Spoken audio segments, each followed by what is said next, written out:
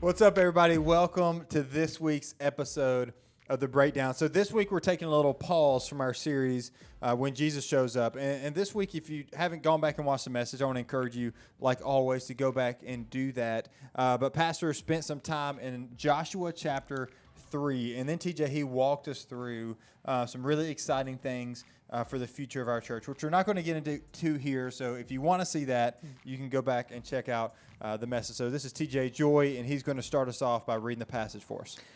Yes, so this is Joshua 3, and I believe starting in verse 14, it says, "When the people broke camp to cross the Jordan, the priests carried the Ark of the Covenant ahead of the people.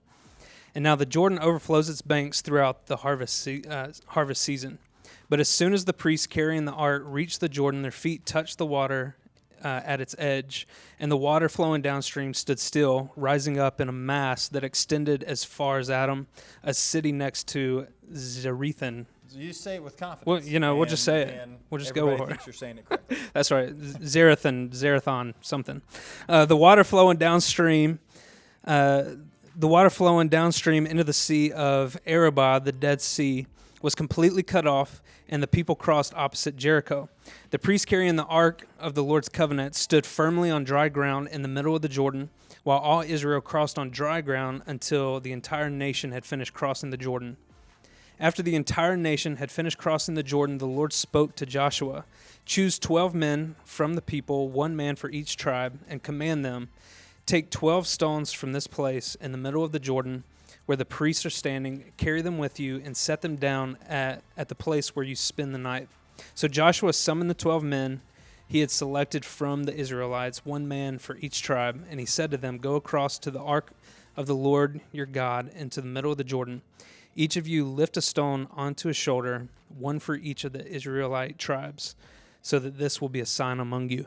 So for the majority of our quick time today, we're going to talk about this concept of stacking stones that we saw. But before we get into that, there's a part in this passage that really stood out to me that Pastor actually talked about in the service. And that was when he talked about when they stepped foot into the Jordan, that's when it opened up and they walked through on dry land. And he kind of made this point that, man, how many times do we not see God do that miracle, or we need God to do something, but he's waiting on us to be all in? Like sometimes we just kind of wait. We sit back and we wait. Okay, God, man, I want to do what you've called me to do. Why don't you part the sea?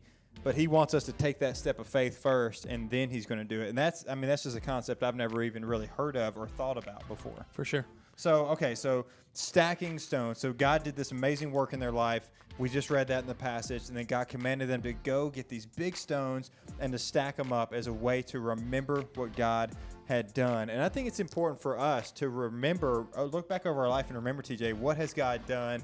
How has God been faithful? And I think that benefits us in a couple ways. So what are a couple things God has done just to remind you that he's faithful? What are some stones that you could stack?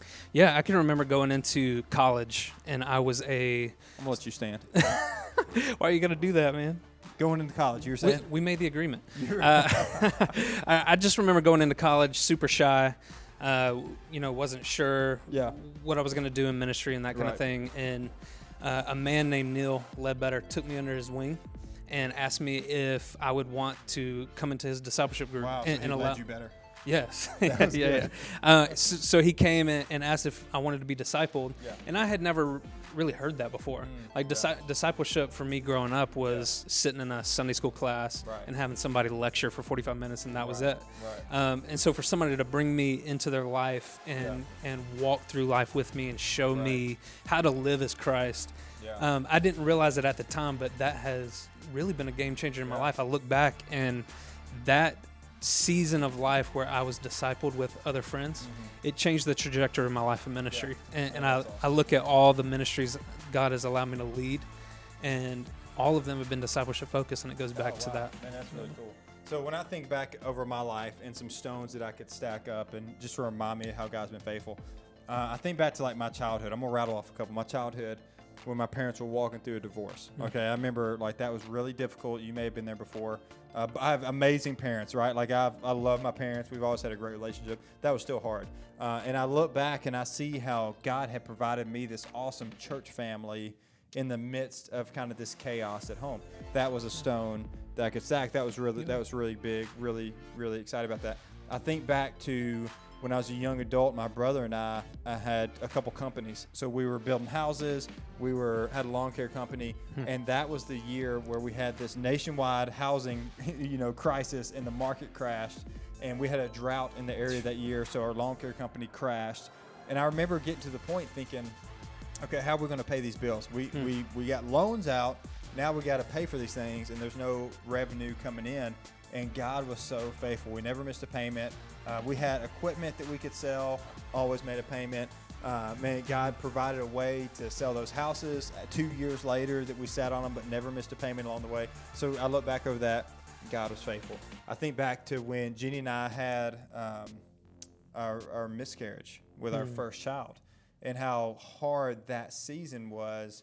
But looking back, I remember experiencing the peace that surpasses all understanding that guards your heart and mind in Christ Jesus, right? Like I had taught about that, but it wasn't until I walked through that when I truly experienced it. So now I look back on all those things and I see how God has been faithful.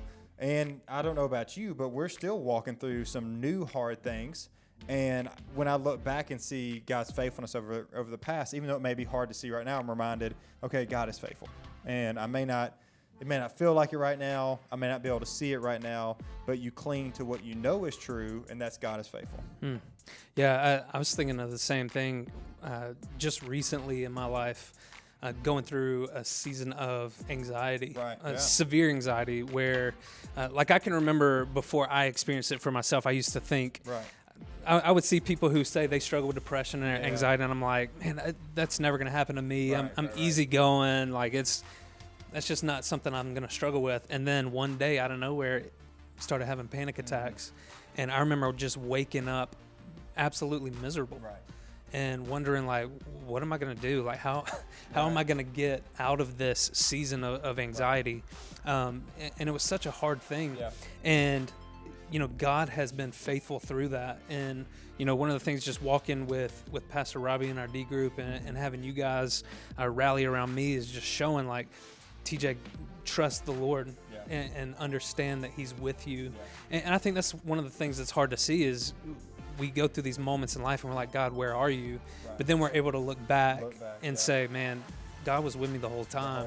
And you get to see the overarching story. I mean, this isn't the passage she was in today, but I find this to be true everywhere. Every time I think about God being with us all the time, I think back to the Israelites. When they were in slavery in Egypt, God delivered them. They sinned, therefore had to wander. And even though they were wandering in the wilderness, God was with them by a pillar of cloud by day, pillar of fire by night. He provided manna from heaven for them every single day. So every day they had what they needed. And eventually He made good on His promise. And that just is so comforting to me to know that no matter what I'm walking through, I know God is faithful. I know His promises are true. And when we take the time to remember what God has done, it helps us remember in the hard times, okay, God's going to see me through this. So what I want to challenge you with is this as we close. I want to challenge you, and TJ, we're going to do this as well. I want to challenge you to take a couple minutes and write down some things that God has done in your life as these to be symbolic of these stones that you could stack.